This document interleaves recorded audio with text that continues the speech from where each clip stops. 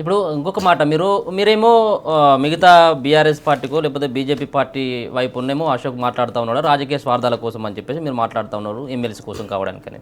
రెండో అంశం ఏంటిదంటే ఎమ్మెల్సీ బల్మూరు వెంకటే మాట్లాడడం జరిగింది గతంలో. ఈ సంబంధించిన డేట్లు ఇచ్చిందే అక్కడ అశోక్ అని చెప్పేసి ఎందుకు టీఎస్పీఎస్సీ కూడా ఒక నిరుద్యోగుల ప్రతినిధిగా బల్మూరు విద్యార్థి నాయకుడిగా ఉన్నాడు కాబట్టి, ఒక కోచింగ్ సెంటర్ అధికారిగా విద్యార్థులతో సమన్వయంలో ఉన్నారు కాబట్టి రియాజ్ కానీ వీళ్ళందరూ కూడా సూచనలు తీసుకునే అవకాశం ఉంటుంది.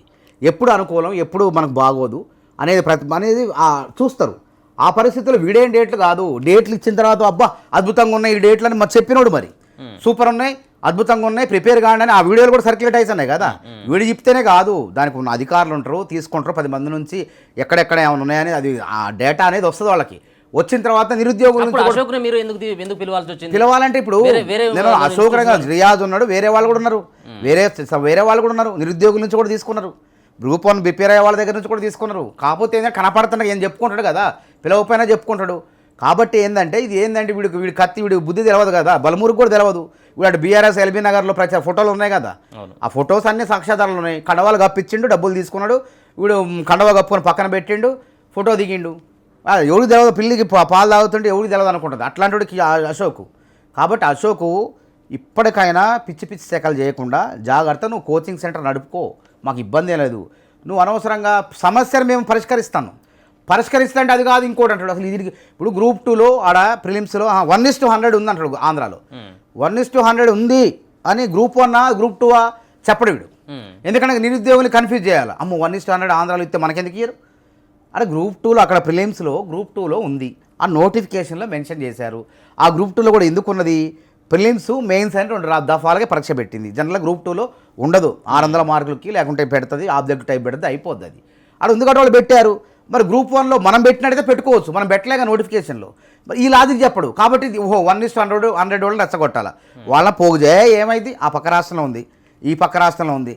2004లో రాజశేఖర రెడ్డి ఏది చూపి మరి సరే రాజశేఖర రెడ్డి ఇచ్చిండు, ఇస్తే ఆ నోటిఫికేషన్లు ఉంటేనే పెడతారు కానీ లేకుండా బెటర్ కదా. ఇప్పుడు నోటిఫికేషన్లో లేకుండా మన సొంత నిర్ణయాలు తీసుకుంటే కొత్త చిక్కులు వచ్చే ప్రమాదం ఉంది. కాబట్టి నిన్న కనుక డిఎస్సీ అభ్యర్థులు కోర్టుకు పోతే కోర్టు ఏమన్నది, మీరు 10 మందే వచ్చారు, 2,45,000 మంది దరఖాస్తు చేసుకుంటే మరి మిగతా వాళ్ళు అంటే అందరు రావాల్సిన అవసరం లేదు, మీ హాల్ టికెట్ పెట్టలే, ఎందుకు పెట్టలే మరి అడగాలిగా. ఆధార్ తీసుకుంటారు, హైకోర్టులో పెళ్లి కానీ ఏదైనా వేసేటప్పుడు ఆధార్ కార్డు మన డీటెయిల్స్ అన్నీ తీసుకుంటారు. మరి ఎందుకు ఇవ్వలేదు అభ్యర్థులు? మా అడ్వకేట్ తెలియదా? మరి అడ్వకేట్ మోసం చేసిండా వీళ్ళని, నిరుద్యోగుల్ని? చెప్పు. ఇప్పుడు ఇవన్నీ ఇవ్వాలి కదా. హాల్ టికెట్లు కూడా మేము నువ్వు పోతున్నావు అంటే సరైన కారణం చూపించాలి కదా. మెయిన్ అసలు మీరేమనుకుంటాను అంటే అసలు ఎందుకు నేను నిరుద్యోగులు కాదంటే నేను పెట్టాలి కదా, లాయర్కి చెప్పాలి వాళ్ళకి. మీ హాల్ టికెట్లు డౌన్లోడ్ చేసుకొని గీయటమే ఎంతసేపు అది. కోర్టుకి శాస్త్రీయబద్ధమైన ఆధారాలు కావాలా. కోర్టు దగ్గర పోయేటప్పుడు చాలా జాగ్రత్తగా ఒళ్ళు దగ్గర పెట్టుకొని పోవాలి మనం. మేము ఎన్ని పోరాటాలు చేసినాం అట్లా, అన్ని ఆధార్ కార్డు కానీ ఏదంటే అది, మీరు స్టూడెంటా కాదా అట్లా. ఇప్పుడు మేమున్నాం, గతంలో ఆర్ఎస్ ప్రవీణ్ కుమార్ ఉన్నాడు, గురుకుల పరీక్షలో 60% ఉంటేనే డిగ్రీలో దరఖాస్తు చేసుకోవడానికి టీచర్లు దరఖాస్తు చేసుకోవాలని నిబంధన పెట్టిండు. ఇది తప్పు సారని చెప్పినాం మేము.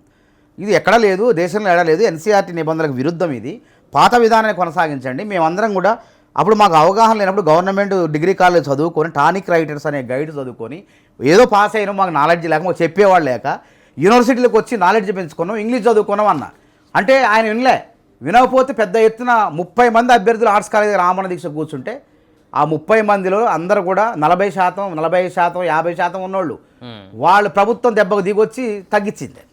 కేసీఆర్ దిగొచ్చి తగ్గించిండు. వీళ్ళని చర్చలు మానవతరాయన చర్చలు వినమంటే నేను పోయినా, వీళ్ళని తీసుకొని పోయి ఒకసారి ఈ అబ్బాయి 40%, ఈ అబ్బాయికి 40%, ఈ అబ్బాయికి 48%, ఇంగ్లీష్లో ఎట్ట మాట్లాడుతుంది చూడండి వినిపించిన. ఇప్పుడు మన చదువుకి విజ్ఞానానికి పెరుగుతూ ఉంటుంది, వయసు పెరిగినా కొందికి మనకు పరిస్థితుల మీద అవగాహన వచ్చినా కొందికి, ప్రాంతాలు మారినప్పుడు యూనివర్సిటీకి వచ్చినప్పుడు వాడికి ఏం పని, లైబ్రరీ చదువు మీద ధ్యాస ఉంటుంది, మన నాలెడ్జ్ని మన జ్ఞానాన్ని పెంచుకుంటారు. ఆ విధంగా పెంచుకున్నారు. నువ్వు ఒక షరతు విధించేసరికి వాడు అన్యాయానికి గురవుతాడు కదా. కాబట్టి అట్లా చూడాలా. కాబట్టి ఇప్పుడు మేము చేసిన పోరాటం అట్లా అభ్యర్థులను కూర్చోబెట్టినాం అక్కడ. నేను కూర్చోలే ఆమరణ దీక్ష, తెలంగాణ ఉద్యమంలో ఆమరణ దీక్ష కూర్చున్నా, ఆ చరిత్రలో ఉంది. మేము చేసిన పోరాటాన్ని తెలంగాణ చరిత్ర చెబుతున్నాడు అశోక్. మాకేం తెలిసిన అడుగుతాడు, చరిత్రలో నా పేరుంది, ఇంకా కొన్ని రాయలేదు. ఆమరణ దీక్ష కూర్చుంటే నేను తెలంగాణ ఉద్యమంలో ఆమరణ దీక్ష కూర్చుంటే నాగం జనార్దన్ రెడ్డి టీడీపీ బృందం రేవంత్ రెడ్డి వచ్చి అప్పుడు నాతో మాట్లాడతాడు. అప్పుడే రేవంత్ రెడ్డి గారు పరిచయం నాకు. మాట్లాడితే మా బృందం వస్తుంది అంటే మేము ఎవరినైనా స్వాగతిస్తాం, జై తెలంగాణ ఆలయకు వచ్చి తెలంగాణ రాష్ట్ర ఏర్పాటుకు సహకరిస్తానంటే మేము ఎవరినైనా స్వాగతిస్తామన్నా. అప్పుడు నాగం జనార్దన్ రెడ్డి మీద విద్యార్థులు ఆగ్రహానికి గురయ్యారు. మీ అందరూ చూశారు, పెద్ద చరిత్ర అది. అది చరిత్రలో పెట్టలే. ఎందుకు? అప్పుడు నేను కాంగ్రెస్లో ఉన్న బీఆర్ఎస్ వాళ్ళు నా పేరు కానీ వాళ్ళకి నచ్చదు, చరిత్రలో ఉంటే నచ్చదు. కాబట్టి చరిత్రకారు రాసే వాళ్ళతో రాపిలేదు, ఓ పాదయాత్ర పెట్టారు. మరి చరిత్రలో ఉంది. ఆ ప్రకాష్ రాసిన బుక్లో మానవత రాయండు.